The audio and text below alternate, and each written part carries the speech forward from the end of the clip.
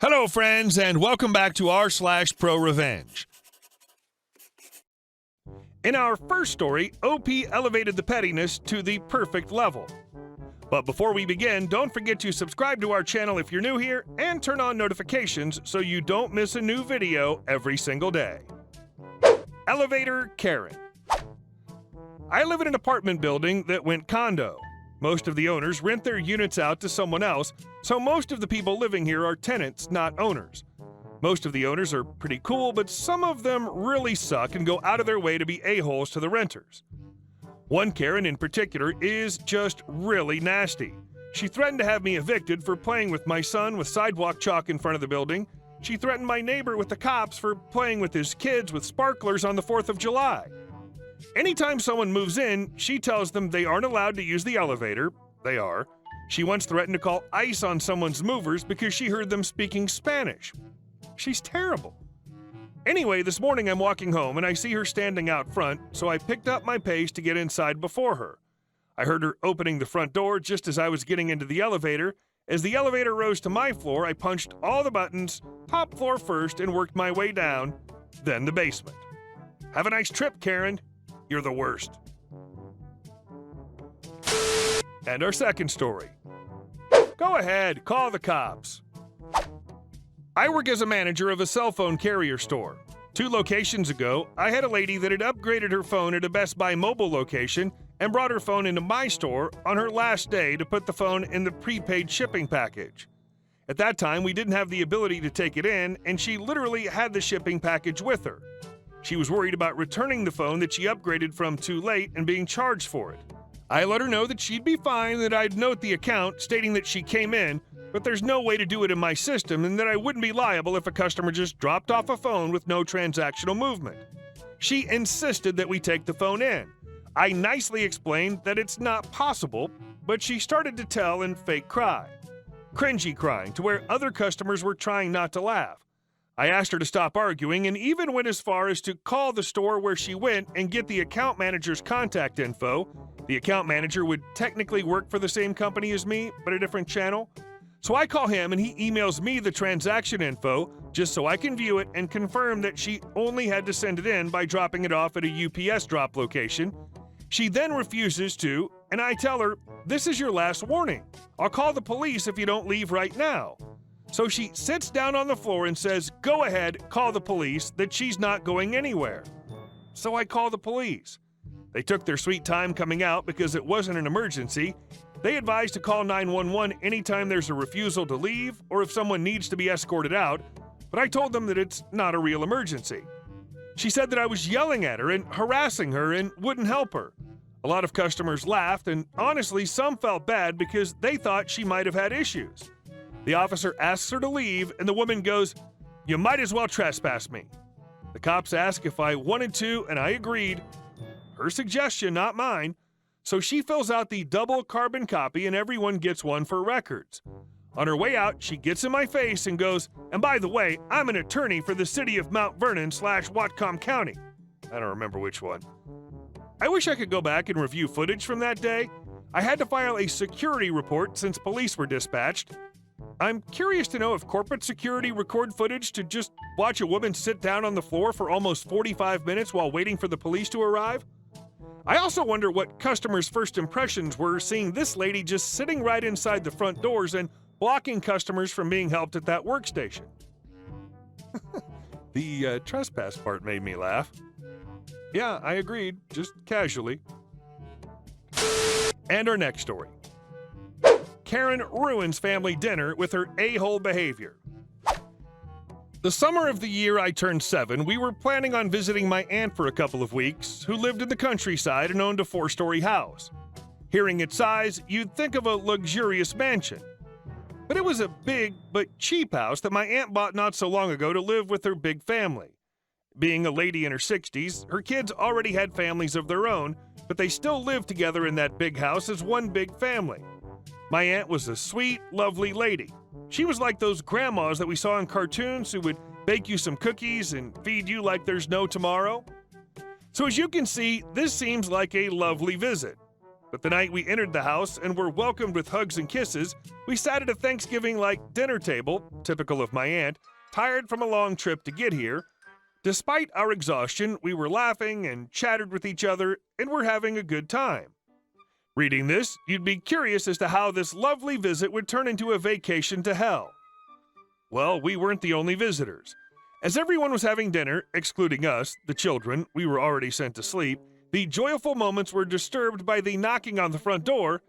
As you guessed, the knocking hands belonged to the one and only Karen. Cast: Karen, a-hole entitled hag. May, lovely aunt. LS, little crap, aka Karen's little brat. Steve, aunt's brother-in-law / Karen's husband. A little backstory for Karen. Karen is a sadistic, insatiable person who, if you gave a pile of gold, would still complain that it isn't enough for her therapy bills. And she also happens to be the wife of my aunt's brother-in-law, a kind but sadly blind man. Probably if his eyes were still working, he'd realize what kind of hag he married. He was a wise and kind gentleman, but he was manipulated by his wife, who took advantage of his blindness and controlled his life in every way. They had a very spoiled kid. She was one of the most annoying kids you could ever meet. And that hag was old enough to be put in a coffin, so she was too old to have a child. So LS was obviously adopted. Unsurprisingly, Karen was disliked by about everyone, especially by my father. But my aunt was nice enough to invite her. So after the door got knocked, the story went like this.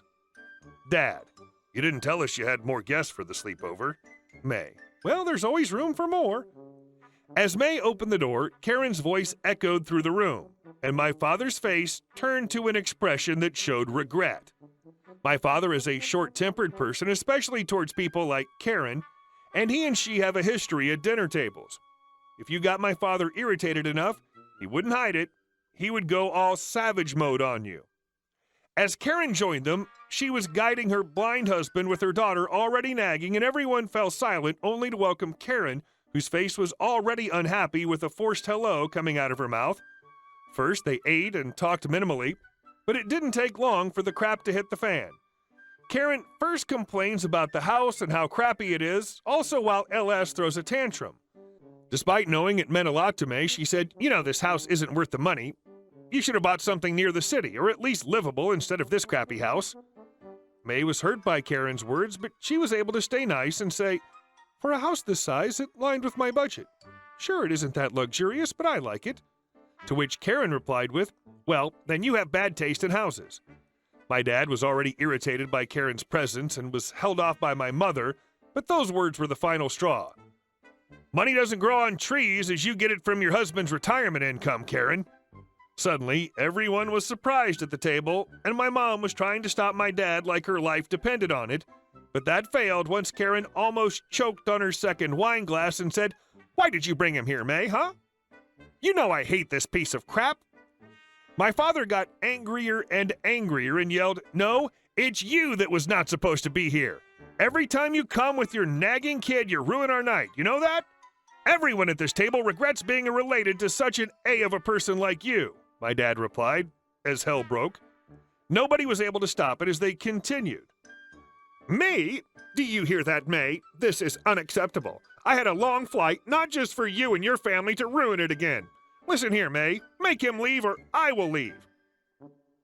"Go on. Nobody gives a crap about you. You'd even do us a favor. You're nearly 70 and you act like an effing child. I can't imagine what your poor husband goes through." The sad thing was Steve was quiet all through the argument. He looked just powerless while Karen was still yelling, "Watch your words carefully, young man. You have no idea what I'm capable of doing." "Oh, astonish us, your majesty. The only thing you're capable of doing is draining Steve's money and turning people's night into crap, you effing gremlin." May got really upset that the night was ruined. She cried as she said, "Enough. Every time you're here on the same table, this happens. Can't you for once stay silent and act like decent people? This means a lot to me, and you know that." And sat quietly as she said, "I knew I shouldn't have brought you both at the same time." My dad felt bad and apologized to May and tried to comfort her, but Karen did the opposite and poured more fuel into the fire. "You see what happens when you bring your ignorant brother?" This time my dad didn't say anything in fear of further upsetting May, Instead, May started telling Karen the direction of her room, which then Karen stormed off with her daughter after trying to get Steve to go with them, which he declined to do. While we were sleeping upstairs, we could hear the screams of Karen, but because I was young and most of this happened without my presence, the story comes from my parents' narration as a Christmas fairy tale. And our last story. Geese make great guard dogs. Mom told Dad about some dude that she thought had been following her home from work for a week or so. Dad borrowed a few of the neighbor's geese. The neighbor has ostriches, and she uses the geese the same way others use guard dogs. So at about 2 a.m., we get woken up by the battle cry of a waterfowl from hell, and there's a guy in the treehouse next to my parents' side of the house. Dad, my brother, and I went to take a look. Dad's already called the sheriff before we went outside. There's a dude in his 40s in a treehouse, and he looks like he's bleeding. Geese are vicious, the evil, lovable little hellhounds. Dad had an interesting conversation with the guy. What the F did he think he was doing stalking my mom, etc.? Sheriff showed up, arrested the guy for trespassing, stalker, destruction of property, and lewd behavior toward a minor, a felony. The window he tried to get in was mine, and we're keeping the geese for weeks, just in case. Update. My mom's stalker was sentenced today to 3 years in a minimum security facility. They'll probably do about 18 months, but better than nothing at least. My mom found out today that he attacked someone in jail, so his sentence has an extra 6 months added to it. Do not mess with the cobra chickens. Hey guys, thank you all for watching the video. I'll see you in the next one.